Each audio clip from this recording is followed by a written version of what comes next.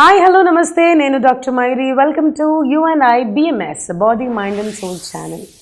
ఎలాంటి physical emotional and psychological issues ఉన్నా please do like share and subscribe to BMS body mind and soul for all your queries.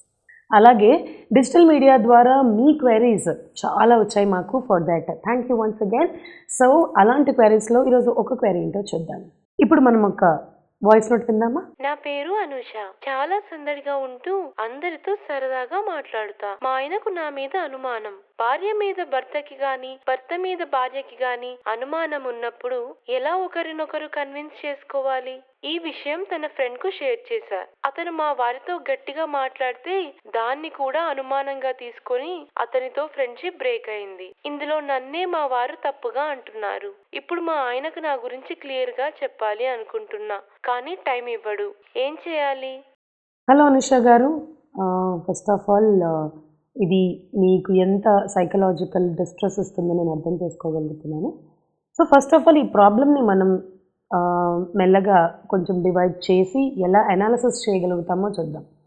First me fun loving nature కానీ, లేకపోతే మీరు అందరితో సరదాగా ఉండడం, అందరితో హ్యాపీగా గడపడం, ఫన్ లవింగ్ పర్సన్ అని నాకు అర్థమవుతుంది. సో మీరు అలా ఉండడం వల్ల అది మీ హస్బెండ్కి అనుమానాలు తీసుకొస్తుందా అన్నది మొదటిగా మీరు ఆలోచించాల్సిన విషయం.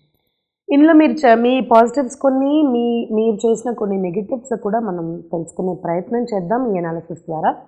సో ఫస్ట్ ఆఫ్ ఆల్ ఎప్పుడైతే మీరు హ్యాపీగా అందరితో ఉంటుంటే, మీరు ఒకటి మీ హస్బెండ్ దగ్గర గమనించాల్సిన విషయం ఏంటంటే, మీరు అందరితో అలాగే ఉన్నా కూడా మీ ఆయన అనుమానపడుతున్నారా, లేదా మీరు ఏదైనా ఒక సెట్ ఆఫ్ పీపుల్ తోటి అలా ఉంటే, అంటే ఫన్ లవింగ్గా అందరితో నవ్వుకుంటూ సరదాగా ఉంటే మీ ఆయన మిమ్మల్ని అనుమానపడుతున్నారా?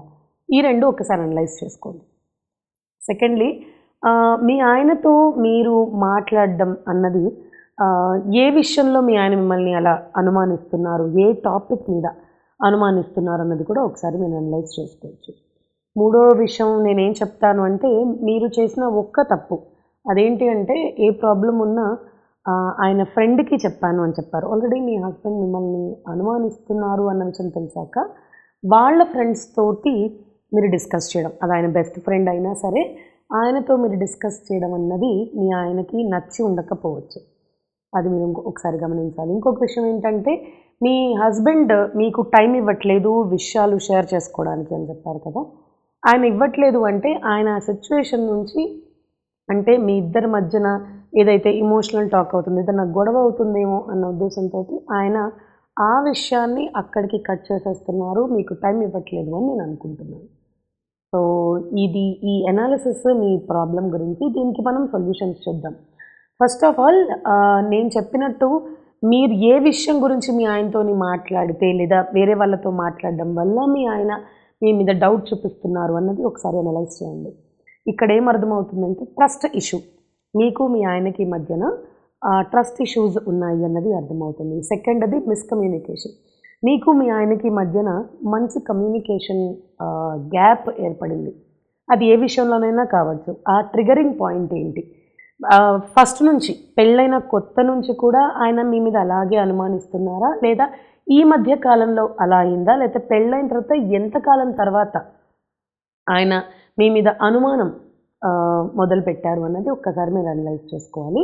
దీనికి ఫస్ట్ ఆఫ్ ఆల్ మీరు self realization or self regulation అని మాట్లాడుకోవచ్చు. అంటే మీరు ఫస్ట్ ఆఫ్ ఆల్ మీరు సెల్ఫ్ రియలైజేషన్ చేసుకోవాలి. అంటే నేను ఏ పాయింట్స్ మాట్లాడడం వల్ల మా ఆయన ట్రిగర్ అవుతున్నారు. చాలాసార్లు ఏమైపోతుందంటే, ఈ ఫన్ లవింగ్ లేదా ఇలా సరదాగా ఉండేవాళ్ళు మాట్లాడే మాటలు అన్నీ సరదాగే ఉంటాయి అనుకుంటాం, కానీ కొన్నిసార్లు ఎదుటి మనిషిని కొంచెం బాధ పెట్టేటట్టుగా, మనసు నొచ్చుకునేటట్టుగా మాట్లాడడం అన్నది కొంతమంది వల్ల జరుగుతుంది.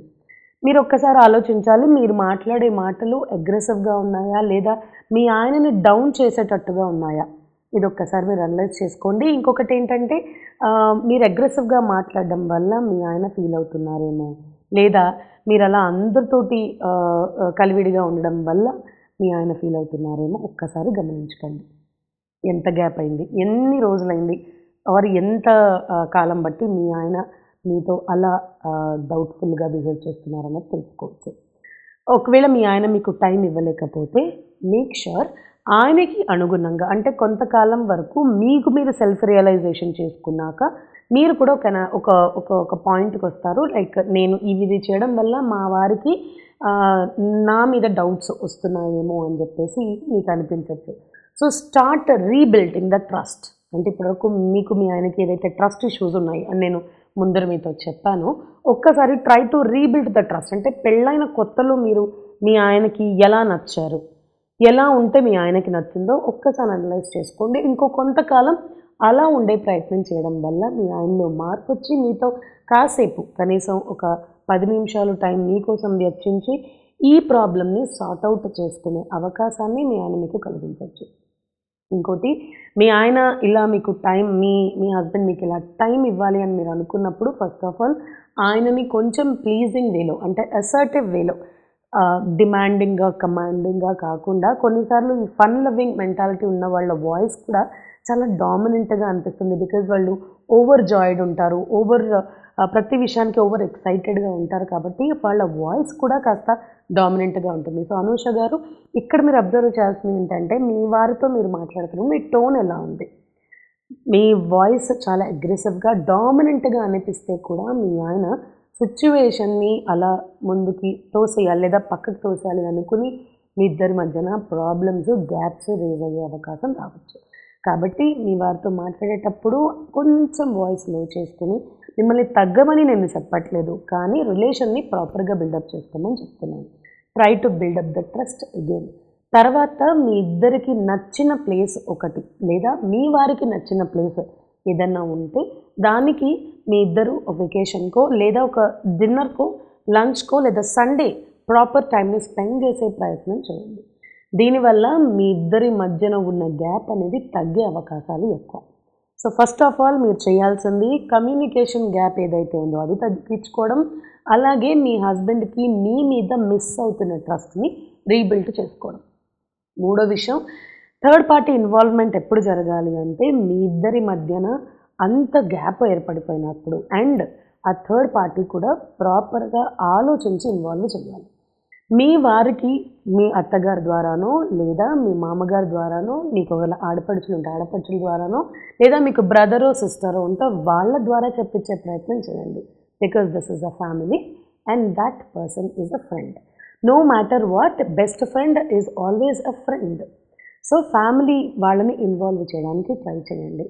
మీరు మీ హస్బెండ్ వాళ్ళ ఫ్రెండ్ ఇన్వాల్వ్ చేయడం వల్ల ఆయన దీన్ని ఇంకా నెగిటివ్గా తీసుకోవడం మొదలుపెట్టారు, ఇంకా అనుమానించడం మొదలుపెట్టారు అని నాకు అర్థమవుతుంది. సో డెఫినెట్గా ఫ్యామిలీని ఇన్వాల్వ్ చేసే ప్రయత్నం చేయండి, ఫ్రెండ్స్ని ఇన్వాల్వ్ చేయకుండా. నాకు తెలిసి ఇది ఒక మంచి సొల్యూషన్ అవుతుంది మీకు.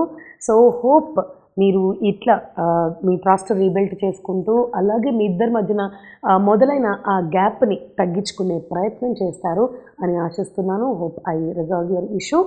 సో మరిన్ని ఇలాంటి విషయాలు, ఇలాంటి అప్డేట్స్ తెలుసుకోవడానికి, ఇలాంటి క్వైరీస్కి సమాధానాలు తెలుసుకోవడానికి please stay tune to BMS Body, Mind and Soul. Like, share and subscribe You and I Body, Mind and Soul channel.